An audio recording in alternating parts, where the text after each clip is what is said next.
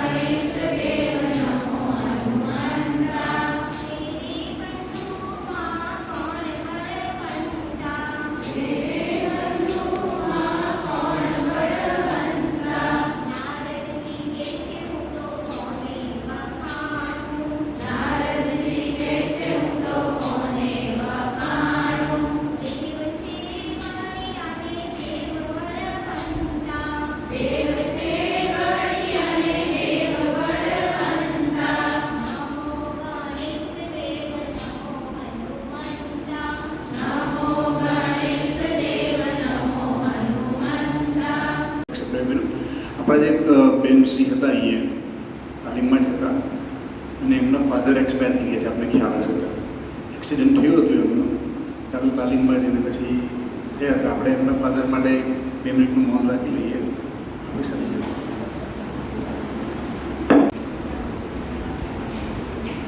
Review થોડો લઈ લેવો છે ગઈકાલનો. ગ્રુપ નંબર 1 જરા હાથ ઊંચો કરો. ગ્રુપ મૂલ્યાંકન ડગલે ને પગલે ચાલતી પ્રક્રિયા છે. મૂલ્યાંકન એક જ શબ્દમાં કહેવું હોય તો શું કહી શકાય? મૂલ્યાંકન એટલે તમે ડીએલએડમાં મૂલ્યાંકનનો આખો પ્રશ્નપત્ર ભણીને આવ્યા છે. ભણ્યા હતા ને બધા? મૂલ્યાંકનનો વિષય હતો ને, તો કોને કહેવાય મૂલ્યાંકન? મૂલ્યાંકન એટલે શું? એક જ લીટીમાં વ્યાખ્યા આપવી હોય તો આગળ વધવા માટે પાછળ વળીને જોવાની પ્રક્રિયા એટલે મૂલ્યાંકન. આગળ વધવા માટે એટલે દાખલા તરીકે તમારે કોઈ કન્ટેન્ટ ચલાવવું છે તો કન્ટેન્ટ ચલાવવા પહેલા ગઈકાલે જે વાત કરેલી છે તમે એ બાળકોને કેટલું એમાંથી આવ્યું છે, બાળકોને એમાંથી ફરી પાછું રિવિઝન કરાવવાની જરૂરિયાત છે, કેટલા બાળકોને આવ્યું છે, આ બધા પ્રશ્નો આપણા મગજમાં હોવા જોઈએ. અને આપણે દરેક વખતે કન્ટેન્ટ ચલાવીએ, તમારો ટાસ્ક 35 મિનિટનો હોય તો છેલ્લા 3 મિનિટ કમ્પલસરી મૂલ્યાંકનના પ્રોસેસમાંથી પસાર કરવા જોઈએ.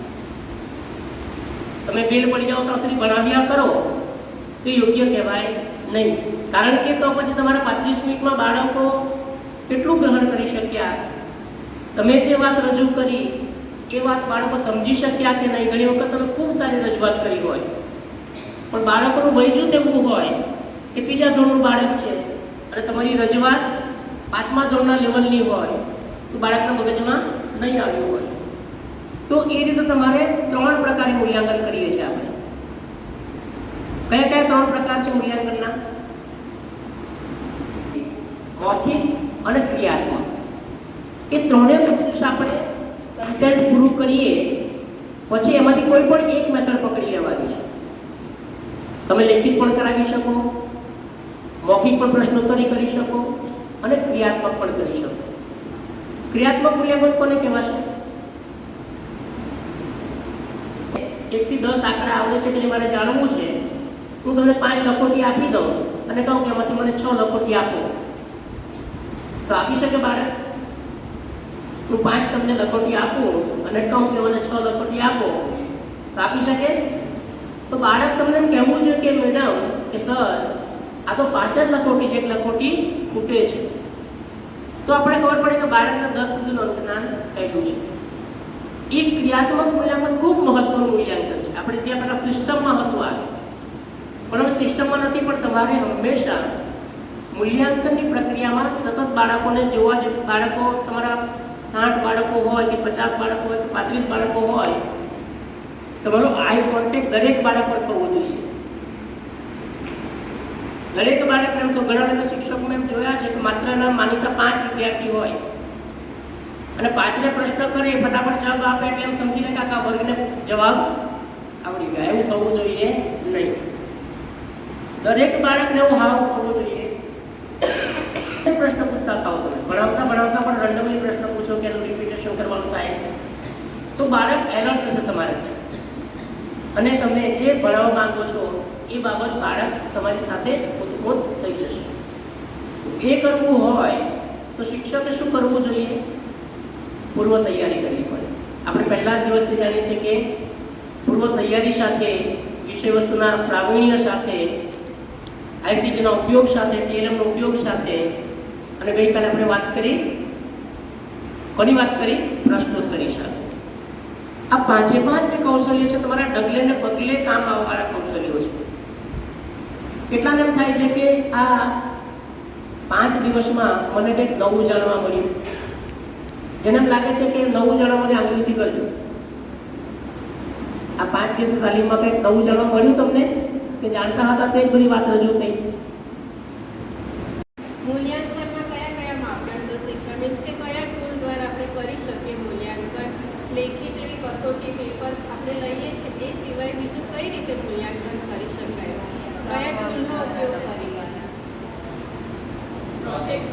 પ્રોજેક્ટ દ્વારા બરાબર છે. બીજું ક્રમ માપદંડ. બીજું ચેકલિસ્ટ. પછી અવલોકન બરાબર છે. આ બાજુથી કોઈ પ્રવૃત્તિ દ્વારા પણ ટૂલ કઈ બીજું રમત દ્વારા નહીં કરી શકીએ આપણે. શું રોલ પ્લે નાટક દ્વારા. હા બરાબર છે. પછી રૂબ્રિક શીખ્યા. પોર્ટફોલિયો. આગળ તમે કશે સ્કૂલમાં જોબ કરી છે? પોર્ટફોલિયો કોઈ બનાવ્યો છે? શું આવે પોર્ટફોલિયો ખબર છે બધાને? હા, છોકરાઓને બેઝિક લિસ્ટ હોય, એક ફાઇલ જેવી રેડી કરવામાં આવે કે એમાં એનું બધી ડિટેલ્સ હોય કે એ સિવાય બીજું શું હોય. ડિટેલ્સ સિવાય એણે જે એક્ટિવિટી કરેલી કે એ ભણવામાં તો હોશિયાર છે જ, કે પહેલો બીજો નંબર આવતો હોય કે મધ્યમ કોઈ બાળક બરાબર, પણ એ સિવાય એ બીજું શેમાં હોશિયાર છે? એની સ્ટ્રેન્થ, એની વીકનેસ બરાબર છે. આ બધું શેમાં નોંધ કરવામાં આવે? પોર્ટફોલિયોમાં. તો આ પણ એક પ્રકારનું મૂલ્યાંકન છે કે આપણે એનું રેકોર્ડ જોઈ શકીએ કે ત્રીજા ધોરણમાં હતો, ચોથામાં આવ્યો તો એ ત્રીજા ધોરણની એની જે ફાઇલ છે તે આપણે અવલોકન કરીને જોઈ શકીએ કે હા એ આ વસ્તુમાં વીક હતો, આ વસ્તુમાં એ સારો છે, તો એનું મૂલ્યાંકન આપણે એ પ્રમાણે કરીએ બરાબર. તો આ બધું શું છે? મૂલ્યાંકનનો પ્રકાર છે, મૂલ્યાંકનનું એક સાધન છે. બીજું શું શીખ્યા? ચેકલિસ્ટ ક્યારે ઉપયોગમાં આવી શકે? તો ત્યારે આપણે ચેકલિસ્ટનો ફટાફટ એક રીતે ઉપયોગ કરી શકીએ. કેવી રીતે? ચેકલિસ્ટમાં કયા પોઈન્ટ્સ હોય, કઈ કક્ષા હોય? ના તો ના. આ ફટાફટ આપણે એનું મૂલ્યાંકન કરી શકીએ બરાબર. કાં તો હા કાં તો ના. સમજ પડે છે? તમારે આ જ બધું બનાવવાનું છે આજે, એટલા માટે. તો ચેકલિસ્ટમાં તમે હવે આમાં જે આપણું મૂલ્યાંકન આ બધી જે સ્કીલ ચાલે છે, જે રાજ્ય કક્ષાથી ને ચાલે છે, તેમાં સૌથી વધારે ફોકસ એ લોકો એવું કહે છે કે અધ્યયન નિષ્પત્તિ પર આપણે વધારે ફોકસ કરવાનો છે. આપણે જે અધ્યયન નિષ્પત્તિ છે તે આગળ ફળ એનું એમ સારું એવું ફળ મળવું જોઈએ આપણને બરાબર. તો આજે પણ તમે જે કંઈ પણ મૂલ્યાંકન બનાવશો તો તેમાં પણ તમારી અધ્યયન નિષ્પત્તિ હાઇલાઇટ થવી જોઈએ. જેમ કે તમારી કોઈ અધ્યયન નિષ્પત્તિ છે એ વિદ્યાર્થી વાહનોને ઓળખે છે બરાબર. આ એક તમારી ધારો કે અધ્યયન નિષ્પત્તિ છે. એ માટે તમે મૂલ્યાંકનમાં શું કરશો? ધારો કે મારે એ માટે ચેકલિસ્ટ બનાવવી છે. સમજ પડે છે કે ઉપરથી જાય છે? પડે છે. હા, તો મારે એક ચેકલિસ્ટ ફટાફટ રેડી કરવી છે. કોષ્ટક જેવો એક બનાવીશ બરાબર. તેમાં થોડાક વિધાન લખીશ. વિધાન નંબર 1 શું લખી શકાય? અધ્યયન નિષ્પત્તિ છે વાહનોને ઓળખે છે. વાહનોમાં કયા વાહનો આવે? સડક પર ચાલતા વાહનો, પાણીમાં ચાલતા, હવામાં ઉડતા વાહનો બરાબર. તો તે પ્રમાણે આપણે અમુક વિધાન બનાવી શકીએ બરાબર. કે વિદ્યાર્થી 4 પૈડાવાળા વાહનોને ઓળખે છે. ફટાફટ એનું મૂલ્યાંકન કરવું હોય તો આપણે એને પ્રશ્ન પૂછીએ અને એ પ્રમાણે આપણે મૂલ્યાંકન કરી શકીએ. આ જ અધ્યયન નિષ્પત્તિને આપણે મુલાકાત દ્વારા કરવું હોય તો મુલાકાત દ્વારા તમે અમુક 10 પ્રશ્ન કર્યા છે ને એ 10 પ્રશ્ન ક્રમબદ્ધ રીતે પૂછો છો, ઇન્ટરવ્યૂ લેવો છો બરાબર. આખું વર્ગખંડમાં બી પૂછી શકાય, કાં તો એક બાળકને પૂછાવીને વાઇવા ટાઈપનું એક ટાઈપ બરાબર. અનિયંત્રિતમાં એમણે કીધું કે મુલાકાત કરાવી શકાય અને મુલાકાત દરમિયાન પણ એ લોકોને પ્રશ્ન પૂછી શકાય કે એ લોકોને કોઈક ગામની મુલાકાતે લઈ ગયા છે અને તે દરમિયાન એ લોકોને અમુક પ્રકારના પ્રશ્નો પૂછીએ આપણે બરાબર. અને એ રીતે એ લોકોનું મૂલ્યાંકન કરી શકાય. જેમ કે હમણાં હવે દિવાળી વેકેશન પતવાનું, તો એ લોકો સાથે વાતચીત કરીને કે તમે દિવાળી વેકેશનમાં ક્યાં ફરવા ગયા હતા? શું જવાબ મળશે? ચાલો, તમે ક્યાં ફરવા ગયા હતા? અમે તો તાલીમ લેવા ગયા હતા. અમારું તો વેકેશન તાલીમમાં જ પતી ગયું એવું. બાઇક પર. બીજું બસ દ્વારા. બીજું રિક્ષામાં આવ્યા, કોઈ ટ્રેનમાં આવ્યા બરાબર. હવે એના પરથી આપણે પૂછી શકીએ કે આ બસ છે, રિક્ષા છે, બાઇક છે, તો એ શેના પર ચાલે છે?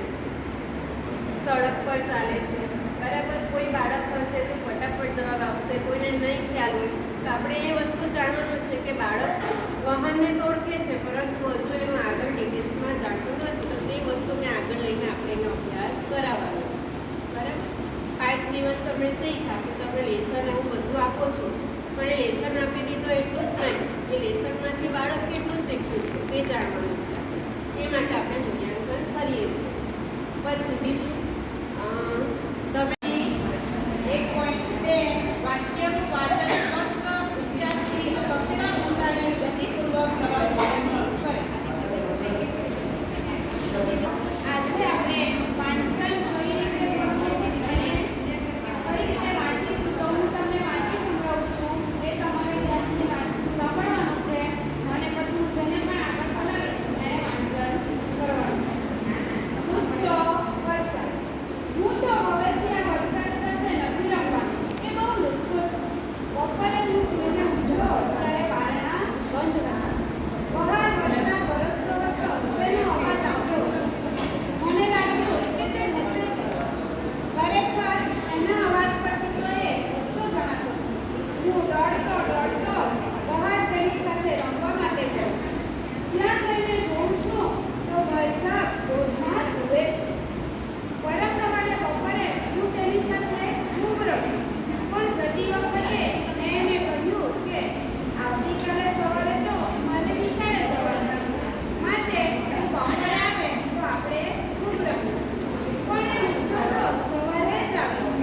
ભલે જો સવારે આવ્યો હોત તો બહાનું કાઢીને નિશાળે તો ન જાય, પણ એનો વિચાર તો મને ખાસ ભજવવાનો. એટલે વહેલો આવે શાનો? અમે લગભગ નિશાળે પહોંચવા આવ્યા ત્યારે રસ્તામાં જ મળ્યો અને બોલ્યો, ચાલો રમવા. એ કે કેમ બને? નિશાળે જતા વાર થઈ તેથી મારની બીકે હું ભીંજતો હતો. મહેતાજીને લાગ્યું કે હું વરસાદ સાથે રડ્યો અને પગડીને ફરી ગયો તેથી પૂછતો હોય. વરસાદનો સ્વભાવ કેટલો વિચિત્ર! જ્યારે એની સાથે રમવા જાઉં છું ત્યારે કદી સીધી રીતે રમતો જ નથી. ચાલો આવી રીતે આપણે વાંચન કરીશું. તો ભાઈ તમે આપણે આ વરસાદ સાથે નથી રમવાનો. એ બહુ લુચ્ચો છે. બપોરે હું સૂઈને ઉઠ્યો ત્યારે બારણાં બંધ હતા. બહાર વરસાદ વરસતો હતો તેનો અવાજ આવતો હતો. મને લાગ્યું કે તે હસે છે. ખરેખર એના અવાજ પરથી તો તે હસતો જણાતો હતો. હું દોડતો બહાર તેની સાથે રમવા માટે ગયો. ત્યાં જઈને જોઉં છું તો વરસાદ ધોધમાર ડૂબે છે. પરમ દહાડે બપોરે હું તેની સાથે ખૂબ રમી, પણ પછી વખતે મેં એને કહ્યું કે આવતીકાલે સવારે તો મારે નિશાળે જવાનું છે, માટે તું બપોરે આવે તો આપણે ખૂબ રમીએ. પણ એ તો લુચ્ચો સવારે જ આવ્યો. ભલે એ જો સવારે વહેલો આવ્યો હોત તો હું બહાનું કાઢીને નિશાળે ન જાત, પણ એનો વિચાર તો મને ખાસ ભજવવાનો હતો, એટલે એ વહેલો આવે જ શાનો? મને લગભગ નિશાળે પહોંચવા આવ્યા ત્યારે રસ્તામાં જ મળ્યો અને બોલ્યો, ચાલો રમવા. એ તે કેમ બને? તેમાં એટલે કે વાંચનના આધારે અમને સ્તર આપેલા છે. તો પેલા વિદ્યાર્થી વાંચે એના આધારે વિદ્યાર્થીનું નામ નિમ્નમાં છે બિલકુલ વાંચન જાણતો નથી. ત્યારબાદ છે નિમ્નથી વધુ, થોડું વધુ વાંચી શકે છે પણ ઉચ્ચારણ સ્પષ્ટ કરી શકતો નથી. ત્યારબાદ મધ્યમ શુદ્ધ ઉચ્ચારણ સાથે વાંચન કરે છે. ત્યારબાદ ઉચ્ચથી થોડું ઓછું શુદ્ધ ઉચ્ચારણ તથા આરોહ સાથે વાંચન કરે છે. અને ઉચ્ચ એટલે કોઈ પણ ભૂલ વિનાનું એકદમ સરસ વાંચન કરે છે. આજે અમારા ધોરણ 4માં ધોરણ 4 પાઠ 25 આપણો જિલ્લો અને એની માટે અધ્યયન નિષ્પત્તિ છે. વિદ્યાર્થીઓ પોતાના જિલ્લાની વિગતો જાણે છે, જેવી કે જોવાલાયક સ્થળો, ખેતી, ઉદ્યોગો, નદી, ઇતિહાસ વગેરે. તો આ પાઠ જે છે તેનું મૂલ્યાંકન અમે ક્વિઝ દ્વારા કરીશું. તો બધા વિદ્યાર્થીઓ પોતાના જિલ્લા વિશે ઘણું બધું જાણતા હોય છે. ક્વિઝમાં આપણે આપણા જિલ્લા વિશે આપણે પૂછી લઈએ જોવાલાયક સ્થળો હોય, કઈ નદી હોય, સરોવર હોય, બરાબર. તેમાં રાઉન્ડ પણમાં પહેલો રાઉન્ડ છે તેની અંદર MCQ બેઝ ક્વેશ્ચન આવશે. એટલે ક્વેશ્ચન હશે જેની 4 ઓપ્શન આવશે. જે સાચો જવાબ આવશે તેને 10 માર્ક્સ મળશે, ખોટો જવાબ હોય તેને માર્ક્સ મળશે નહીં. બીજો રાઉન્ડ છે વન વર્ડ એટલે એક શબ્દમાં જવાબ, બરાબર. એમાં પણ એવું છે કે સાચો જવાબ આવે તો 10 માર્ક, પણ ખોટો પડે તો -5. અને ત્રીજો છે ફાસ્ટ ફિંગર રાઉન્ડ એટલે કે જે પહેલા આંગળી કરશે તેને જવાબ આપવાનો છે. તો સૌપ્રથમ આપણે પહેલા રાઉન્ડ રમીએ છીએ જેનું નામ છે MCQ બેઝ ક્વેશ્ચન. જૂથ 1, 2, 3 અને 4. નવસારી જિલ્લામાં કુલ કેટલા તાલુકા છે? હા બોલો.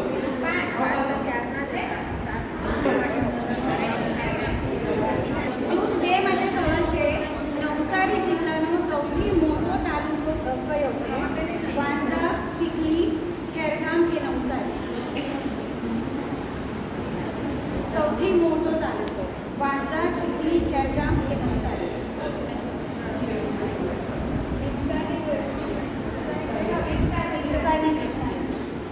વિસ્તારની જવાબ આપી શકો.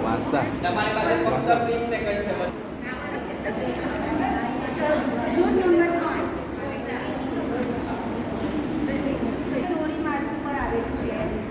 રાષ્ટ્રીય ધોરીમાર્ગ નંબર 48, રાષ્ટ્રીય ધોરીમાર્ગ નંબર 8, રાષ્ટ્રીય ધોરીમાર્ગ નંબર 16 કે રાષ્ટ્રીય ધોરીમાર્ગ નંબર 48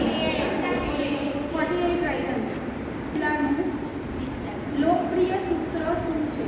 સૂત્ર એટલે tagline. A. Diamond of South Gujarat, land of salt and spirituality. C.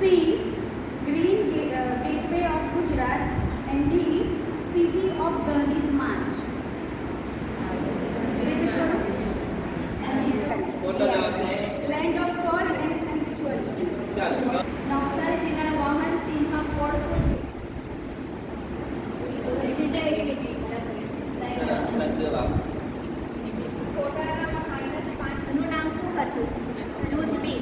બી. નવસારીનું જૂનું નામ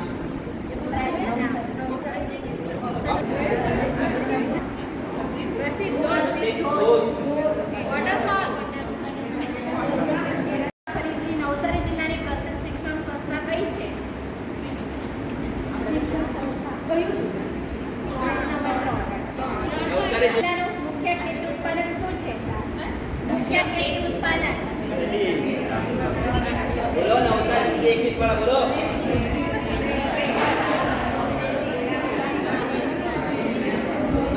ઇવન જે લોકો નથી જાણતા એમને પણ એ જિલ્લા વિશેની માહિતી મળે. આજનો વિષય છે ગુજરાતી ધોરણ 2 પ્રકરણ 2 દાદા કુવાયા છે. અધ્યાય નિષ્પત્તિ છે. પરિચિત પ્રસંગો, સ્થળ અને વ્યક્તિનું વર્ણન કરે છે. અને આપણે નાટકની શરૂઆત કરી. વાત્રકનગરમાં આનંદ મેળો હતો. બધા મેળાની વાતો કરતા હતા.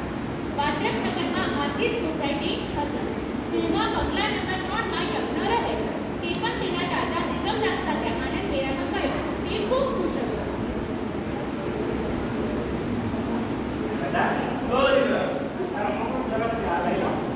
દીકરા હમણાં આપણે મેળો જોવાનો છે બધો.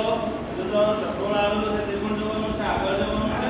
પછી અમે ના ના પછી લઈ લઈએ. અરે પછી ચાલો ને પછી દીકરા પછી લઈ આવો.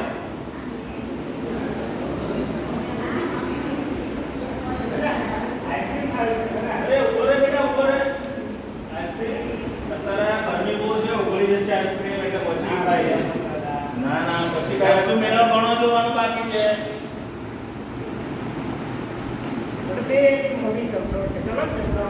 ચકડોળમાં તો ચક્કર આવે બેટા. ચકડોળમાં ના જવાય. ચકડોળમાં ના જવાય. પછી આપણે મેળો હજુ તો ઘણો મોટો મેળો જોવાનો છે. ના પછી તો હું ટિકિટ લઈ આવું.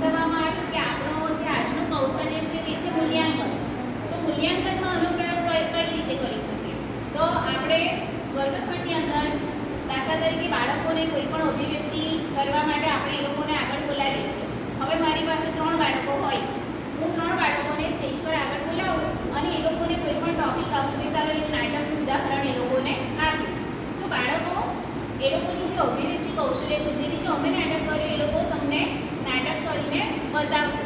તો આપણે શું કરવાનું છે મૂલ્યાંકન? પહેલે તો જોવાની છે બાળકની અભિવ્યક્તિની ભાષા, કે બાળકનું જે કૌશલ્ય છે, એની જે બોલવાની અભિવ્યક્તિ છે, વાતનું છટા છે તે કેવી છે. બીજું જોવાનું છે એનું અભિનય, કે બાળક અભિનય કેવો કરે છે. તો હવે જોશો કે અમુક બાળકો એક્ટિંગ કરતા હોય તો આપણને એકદમ રિયલ એક્ટિંગ લાગે. તો એ પ્રમાણે ખૂબ જ ઉત્તમ હોય તો 3 માર્ક્સ, થોડું નબળું હોય તો 2 માર્ક્સ અને 1 માર્ક્સ. આ રીતે અલગ અલગ અભિવ્યક્તિ કૌશલ્યનો ઉપયોગ આપણે આમાં કરીશું. આ કયો આકાર છે? આગળ ઊંચી કરો. હા તો બોલો. ચોરસ. આ કયો આકાર છે? લંબચોરસ. Very good. આ કયો આકાર છે? સરસ. આ કયો આકાર છે? તમે બોલો. ત્રિકોણ. સરસ. હવે આપણે આ 4 આકારોનું અવલોકન કરીને મૂલ્યાંકન કરીશું. આ વિદ્યાર્થીઓ અહીં આગળ આવશે. જે આપેલા છે ને એમાંથી તમારે ચોરસ ઓળખીને પેદા કરવાના છે બધા. અને ત્યાં જે ચોરસ મૂકેલું છે ચોરસ ઓળખીને એની સાથે મૂકી દેવાનું. એક જણ લેવાનું.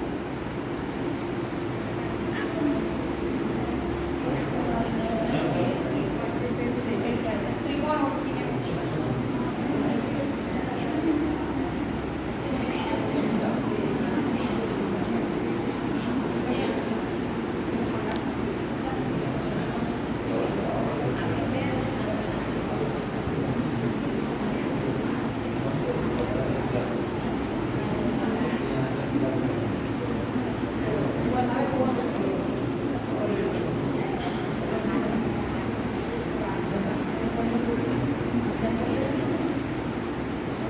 ખૂબ સરસ.